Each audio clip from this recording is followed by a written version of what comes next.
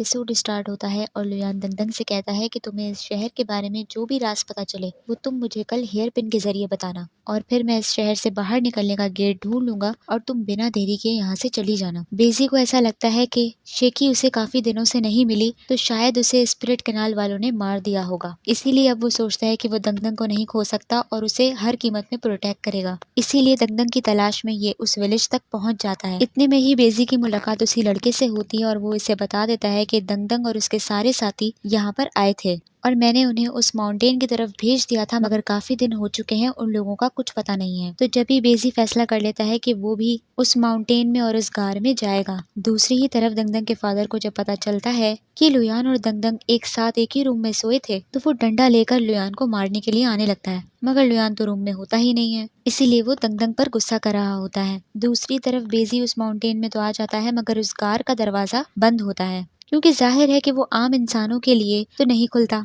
दूसरी तरफ दंदन को इस शहर के बारे में जो शक होता है वो ये होता है कि इधर के लोग और ये शहर एक इल्यूजन है और वो एक ही चीज हर दिन करते रहते हैं और आज के दिन की बात वो कल भूल जाते हैं। इस बात को कंफर्म करने के लिए वो दहाई और जिन को भेजती है। दहाई उसी शख्स के पास जाता है जो अपने ग्रैंडसन की पहले महीने की बर्थडे मना रहा था और वो आज के दिन भी मना रहा होता है। और दूसरी तरफ उन सोल्जर्स को आज भी वो डाइस गेम याद नहीं होता और इन्हें जो चोट अंडरग्राउंड पैलेस में लगी थी आज वो जख्म उनकी बॉडी पर मौजूद ही नहीं होता। साथ ही साथ दंदन ने किसी मार्केट से एक ग्रीन कलर की तलवार ली थी, मगर जब जिन उस मार्केट में जाकर देखता है तो वो तलवार वापस से वहीं मौजूद होती है। अब दंदन का शक यकीन में बदल जाता है, इसीलिए वो लुयान को बता देती है कि ये शहर एक इल्यूजन है, सिर्फ हमें दिख रहे हैं, ऐसी कोई दुनिया है ही नहीं। दूसरी तरफ लुयान वेदू से डस्ट प्रूफ मंगवाता है, ये कह के कि मैं इसमें एनर्जी डालना हूँ, और साथ ही साथ उससे कहता है कि मैं दंदन को इस सिटी में घुमा रहा हूँ, इसीलिए तुम्हें हमारे पीछे गार्ड्स लगाने की जरूरत नहीं है। दूसरी ही तरफ ये लोग लुयान को उसी जगह ले आते हैं जहाँ जाना अलाउ नहीं था, और जब लुयान अपनी एनर्जी यूज करता है तो उसे मालूम पड़ जाता है कि इसी जगह पर ही इस शहर से निकलने का दरवाजा है,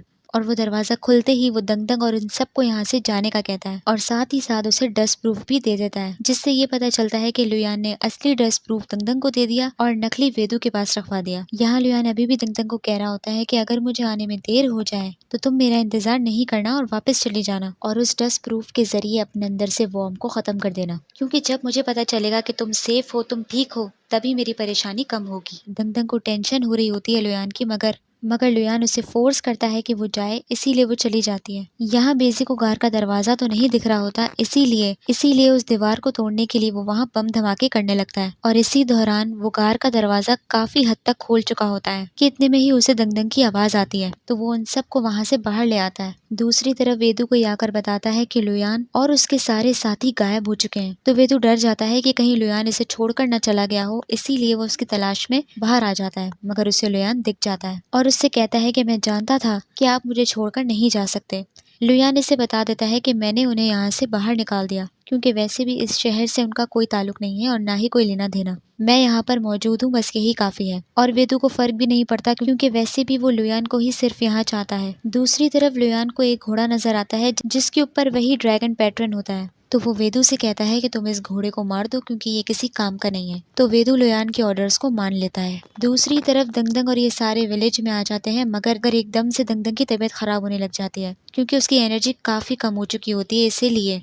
तो अब उसका फादर डस्ट प्रूफ से उसके अंदर से वो वॉर्म निकालने लगता है और काफी मुश्किलों से ही सही, मगर दंगदंग के अंदर से वो वॉर्म फाइनली बाहर आ जाता है और बाहर आते ही वो वॉर्म और वो डस्ट प्रूफ दोनों ही डिस्ट्रॉय हो जाते हैं। साथ ही साथ दंगदंग पूरी रात लुयान को ही पुकारती रहती है। दूसरी तरफ आज के दिन लुयान के किंग बनने की सेरेमनी होती है, मगर लुयान वो ड्रेस पहनने से साफ इनकार कर देता है। दूसरी तरफ लुयान जब बाहर आता है तो उसे वही हॉर्स नजर आता है जिसको उस वेदू ने मार दिया था, तो लुयान किंग बनने से पहले ही वेदू से वो डस्ट प्रूफ मंगवाता है और डस्ट प्रूफ हाथ में आते ही वो डस्ट प्रूफ को डिस्ट्रॉय कर देता है। वेदू ये देखकर हैरान हो जाता है कि आप ऐसा कैसे कर सकते हैं। तब वो उसे समझाता है कि तुम डस्ट प्रूफ की वजह से जिंदा नहीं हो, अगर वो तुम्हारे जिंदा रहने की वजह होता तो अब तक तो तुम्हें मर जाना चाहिए था। अब लुयान इसे इस शहर का राज बताने लग जाता है कि इस शहर में मेरे और तुम्हारे अलावा कोई भी मौजूद नहीं है, ये सब कुछ एक इल्यूजन है, ये सब कुछ एक ड्रीम है जो जूरंग ने सेट किया हुआ है। और उसकी आंखें खोलने के लिए उसे वही हॉर्स दिखाता है कि जिस हॉर्स को मैंने तुम्हें मारने का ऑर्डर दिया था वो आज दोबारा जिंदा कैसे है।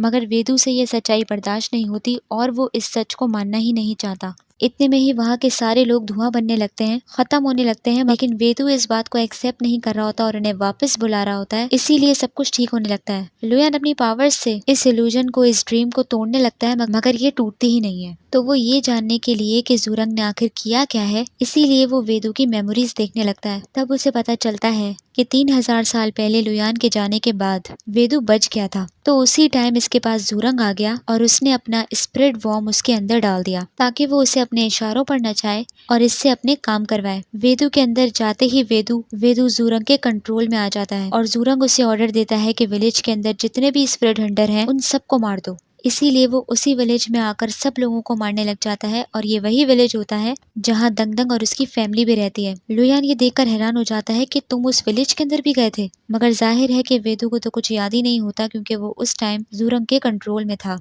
साथ ही साथ जुरंग इसे इस अंडरग्राउंड पैलेस में अपने मकसद के लिए लेकर आया था ताकि ये इस जगह की रखवाली कर सके और इसे इनाम के तौर पर वो उसके लिए एक ड्रीम बना देता है, एक इल्यूजन बना देता है। और जैसे ही वो उसके अंदर से स्पिरिट वॉर्म निकालता है तो अब वो होश में आता है। अब वेदू को पिछला तो कुछ याद होता नहीं है कि वो यहाँ तक कैसे आया या उसने क्या क्या किया है, इसीलिए जुरंग उससे झूठी कहानियां कर देता है कि तुम यहाँ अपना शहर बनाने के लिए आए थे और तुम बूढ़े होने लगे थे, इसीलिए मैं तुम्हें यहाँ डस्ट प्रूफ देने के लिए आया हूँ। वेदू के सामने उसने पहले ही वो इमेजिनरी दुनिया, वो ड्रीम बना दिया होता है, इसीलिए वो उसकी बातों पर यकीन कर लेता है। यहाँ वेदू से सच बर्दाश्त नहीं होता, इसीलिए वो वहाँ से भाग जाता है और अब वहाँ जितने भी सोल्जर्स खड़े होते हैं वो सब लुयान पर अटैक करने के लिए आने लगते हैं। लुयान उन्हें अपनी पावर्स मारकर बचता तो है, मगर वो दोबारा उठकर उस पर अटैक करने के लिए आने लगते हैं, तो लुयान वहाँ से गायब हो जाता है। दूसरी तरफ जुरंग को पता चल जाता है कि लुयान ने उसका राज पता कर लिया है और वेदू को भी बता दिया है, मगर जुरंग फिर भी किसी नए प्लान के साथ बैठा होता है। यहाँ पता चलता है कि लुयान ने जब जुरंग को मारा था तब भी वो पूरी तरीके से नहीं मरा था और वो वहाँ से गायब होकर उसी पेड़ के पास आ गया था और वो इस पेड़ को अपनी असल स्प्लिट कनाल की क्वीन कह रहा होता है। दूसरी तरफ दंगदंग को ये लोग कहीं जाने नहीं दे रहे होते क्योंकि उसकी तबीयत ठीक नहीं होती, मगर लुयान का भी एक दिन से कुछ पता नहीं होता कि वो कहाँ है और कैसा है, इसीलिए दंगदंग उसके पास जाना चाह रही होती है, मगर उसका फादर साफ इनकार कर देता है कि तुम कहीं नहीं जाओगी। दंगदंग कहती है कि अगर लुयान ठीक होता तो वो मुझे हेयर पिन के जरिए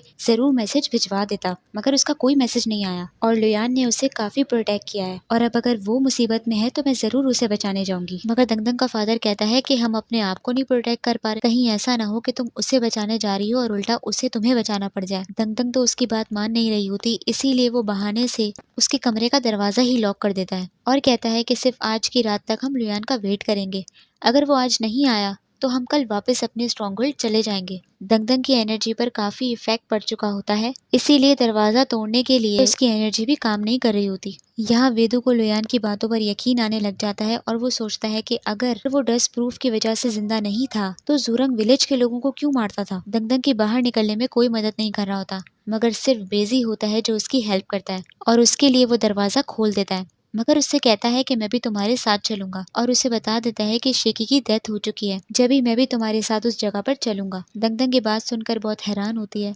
इसीलिए वो इसे अपने साथ लेके जाने के लिए मान जाती है। तो यहाँ रास्ते में ही इन लोगों को वो केयर टेकर नजर आती है। ये केयर टेकर बहुत ज्यादा डरी हुई होती है, मगर इन लोगों को ये मालूम नहीं होता कि आखिर किस बात से इतना डरी हुई है, इसने अंडरग्राउंड पैलेस में ऐसा क्या देख लिया। तो वो इन लोगों को बताती है कि मैंने अंडरग्राउंड पैलेस में कोई ट्री देखा था जो कि इंसानों को खाता है। दूसरी तरफ वेदू को यकीन आ जाता है लुयान की बातों पर कि जुरंग ने उससे पता नहीं कौन से बुरे बुरे काम करवाए और इसे धोखा दिया, इसीलिए वो जुरंग की जगह पर आ जाता है। इसलिए वो उसके दरख्त को जैसे ही खत्म करने के लिए आने लगता है कि इतने में पीछे से जुरंग आ जाता है। दूसरी तरफ दंगदंग और बेजी उसी शहर के अंदर वापस आ जाते हैं और वो लुयान को पिन के जरिए कांटेक्ट करने की कोशिश कर रही होती है, मगर उसका कोई रिप्लाई नहीं आ रहा होता। यहाँ लुयान अब इस फॉर्मेशन का सेंटर ढूंढ रहा होता है क्योंकि इस फॉर्मेशन की वजह से ही ये इल्यूजन अभी तक मौजूद है। जैसे ही इसे वो फॉर्मेशन का सेंटर मिलेगा तभी ये इस इल्यूजन को और इस ड्रीम को खत्म कर सकता है। लुयान की एनर्जी में भी कोई मसले हो रहे होते हैं, इसीलिए सेंटर ढूंढना उसके लिए थोड़ा मुश्किल हो रहा होता है, मगर साथ ही एक और मुसीबत उसके सामने होती है। जितने भी सोल्जर्स होते हैं, जितने भी लोग होते हैं वहाँ पर, उन सबको जुरंग कंट्रोल करने लग जाता है, जिसकी वजह से